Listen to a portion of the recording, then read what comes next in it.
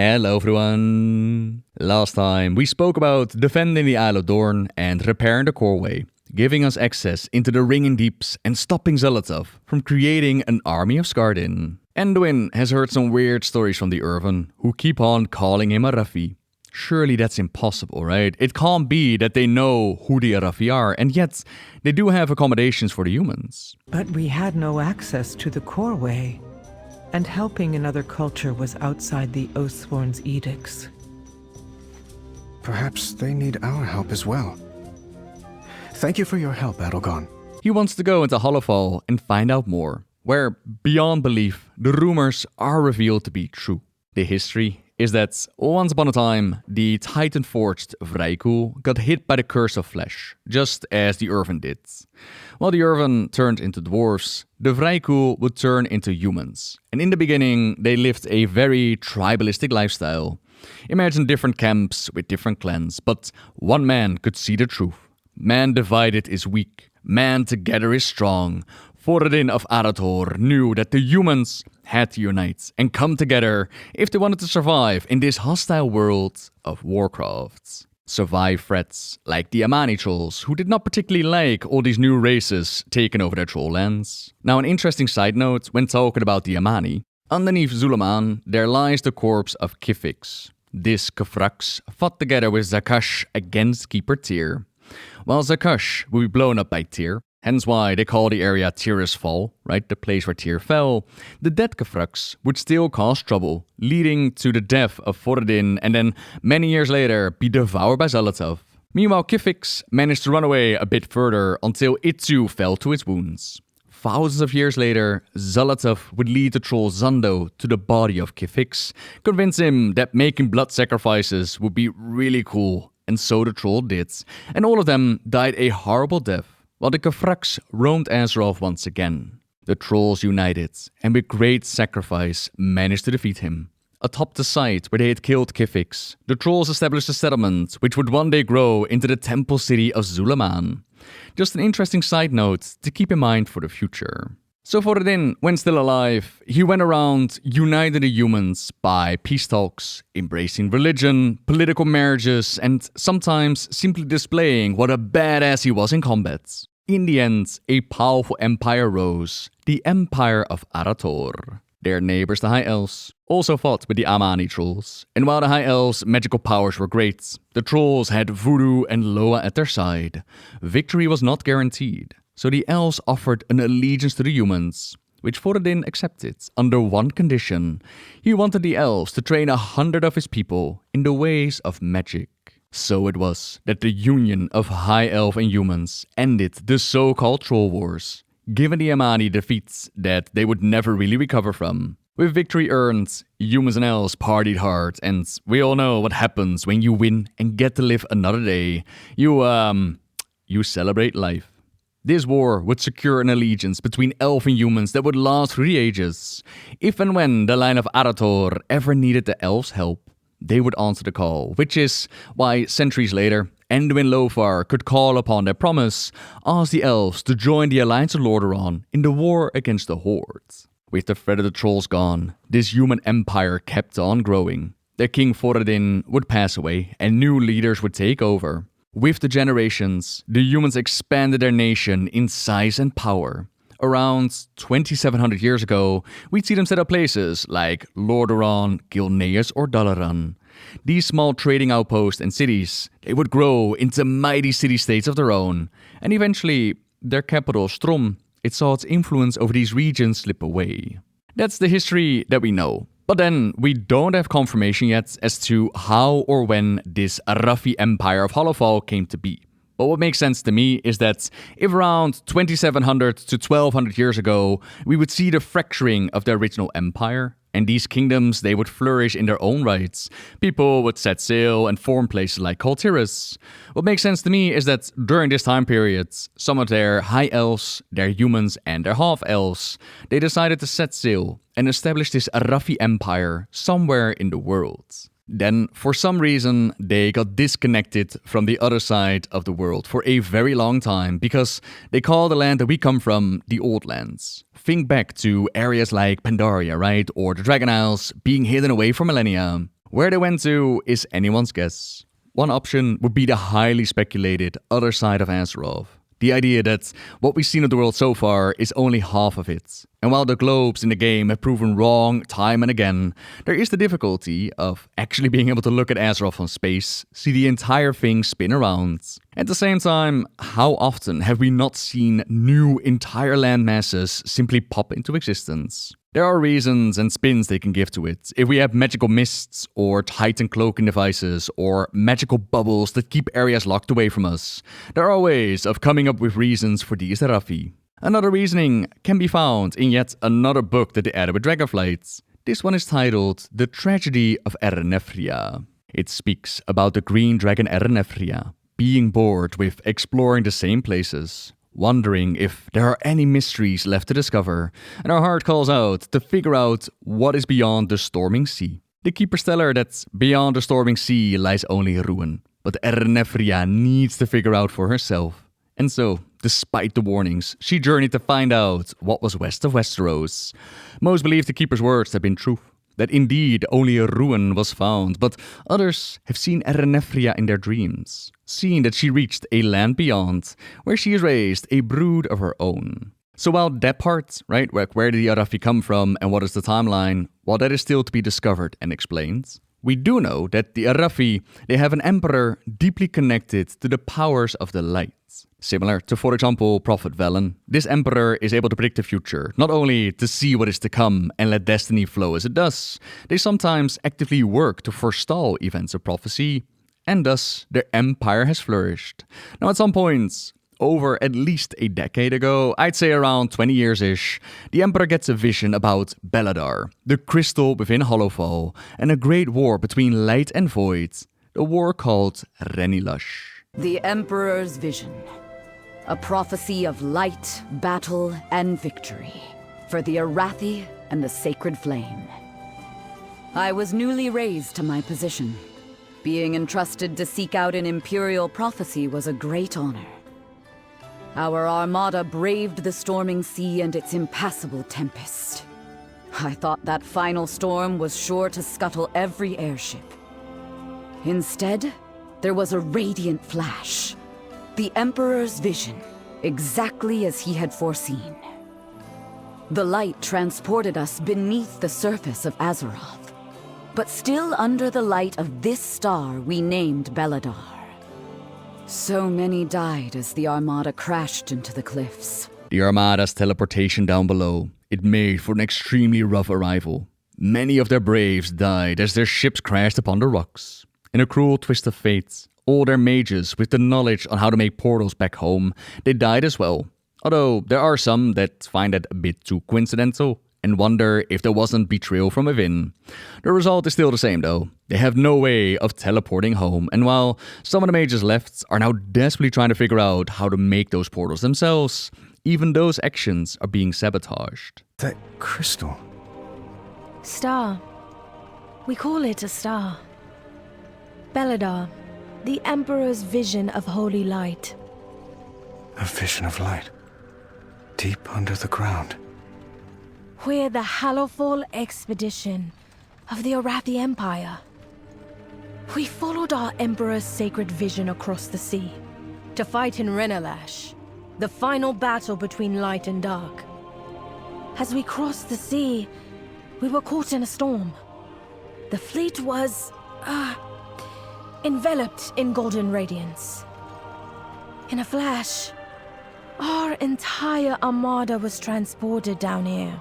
Following their Emperor's sacred vision across the sea, it was not just to find this mysterious crystal.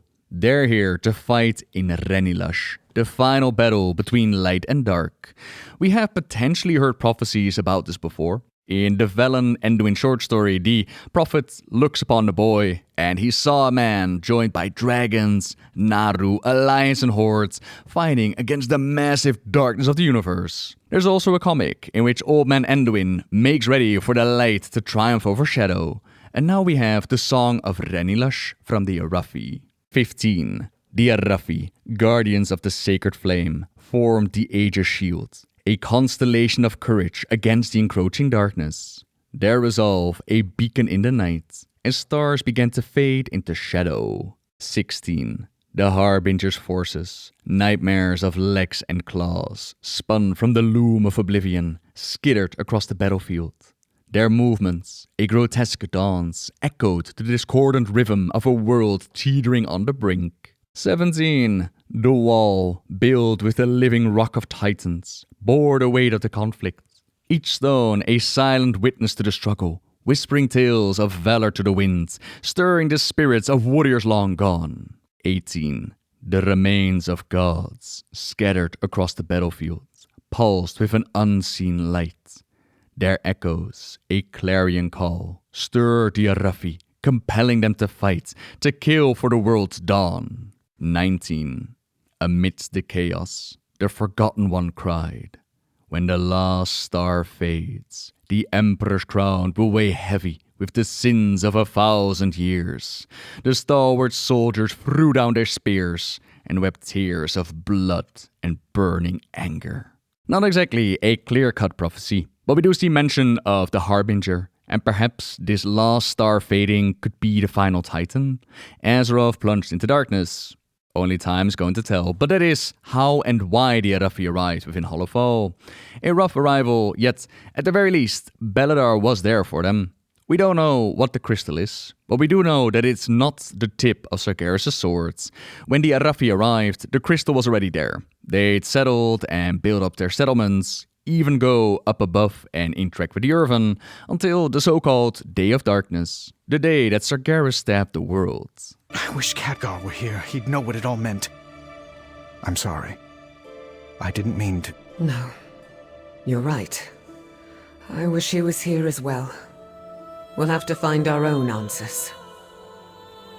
I've gotten a look at the crystals and their keyflames. It's not Azerite, but it's close enough that I think they're connected. Then you've realized when Beledar shifted for the first time? Their Day of Darkness. The same day Sargeras plunged that sword into Azeroth. Years later, there was a great rumble. We thought the cavern was going to collapse. It was the Day of Darkness, the first time Beledar shifted to shadow. We had put down roots by then. My soldiers left to make homes for themselves. They started families. Flames, help me. There are children now. Plunging his sword into Azeroth caused the crystal to darken, and there have been several ideas as to why. Some think it has to do with the blood of the old gods breaking loose. Some think that Xal'atath might have thrown out some corruption when we sacrificed our artifacts. There's the NPC in Silphus that responds differently to our transmog weapons. It is something to be revealed, but for the Arathi, it doesn't matter much why. What does matter is that now their major source of light, it sometimes turns to darkness. The Nerubians have been a threat the moment they arrived, and the Kobis like to strike from the waters, dragging their victims away for a tasty, often still lively snack, only to then use the image of the devoured to lure other Arathi away. And with Beledar darkening, some of the Arathi's faith, it started to dim as well, as they have gathered as the Order of Night. Standing here, the closest I've been to Beledar, the truth that is deep within my heart tells me that I've been fooled. We came here seeking the sacred flame, and all we have found is a deeper struggle. We are fighting on the losing side of a war that will never end. Is the light, the flame's true salvation? Is it? All I see is darkness around me, around Beledar. So much of it seems infinite. It is time to embrace the only truth.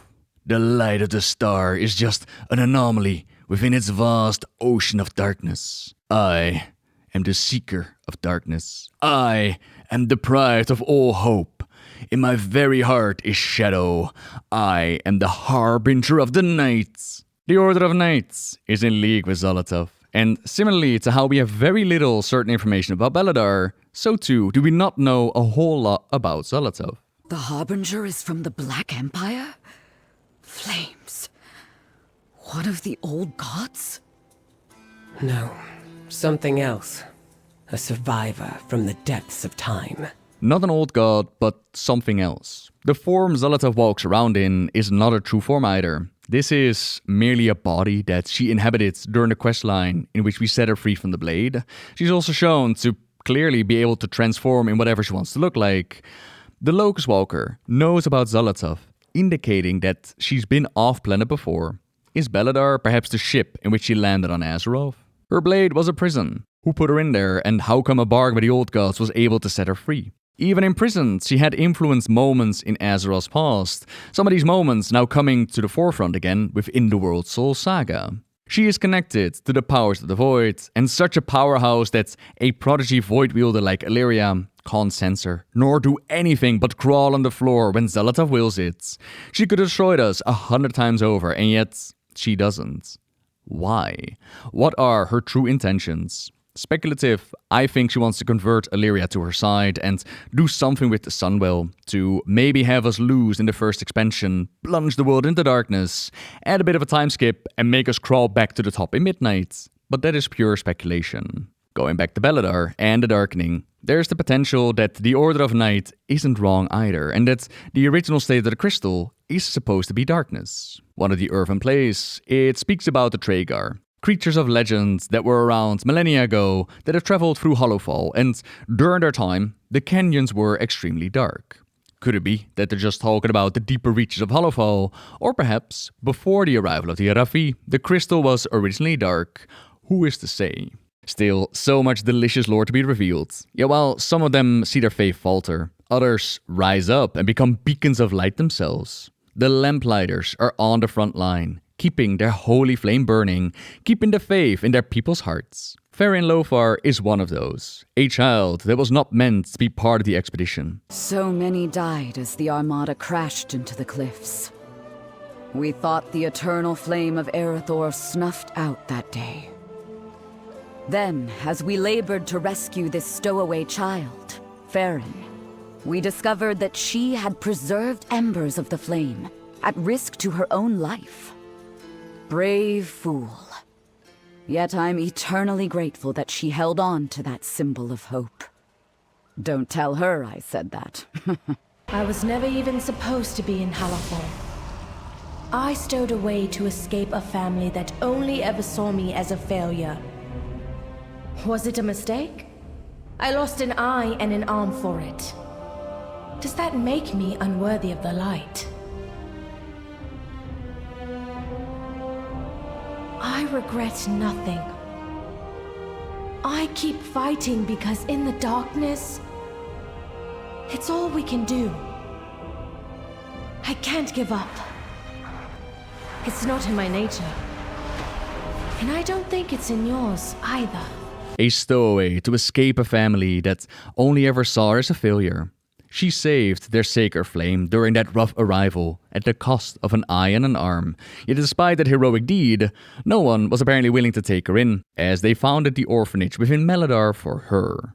The name Lothar should ring a bell, as that's the same family name of Anduin Lothar, epic hero amongst the Alliance of Lordaeron with a bloodline to Thoradin of Arator, which allowed him to call upon the aid of the elves.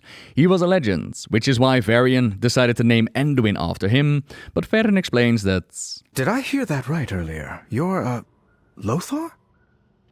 You know the name? Know it. I was named for Anduin Lothar, one of Stormwind's greatest heroes. He was close friends with my grandfather, King Lane Rin. Few names hold higher esteem. You must be a lady, or... Oh no, don't you start using formalities on me. My family is noble, but it's been long since we've seen great fortune. To think I had relatives in the old world. Wonderful. I hope I can live up to such legends. While some wondered if there was a direct connection between Anduin Lothar and Faerin Lothar, it is clear that while they might share a similar name, they're not exactly directly related. Nor does the name Lothar still have the same glory in the Empire as it does on our side. The Big Book of Arathi Idioms explains the term Lothar's Landing. Duke Lothar annexed the island of New Light, sparking an economic boom in the Empire.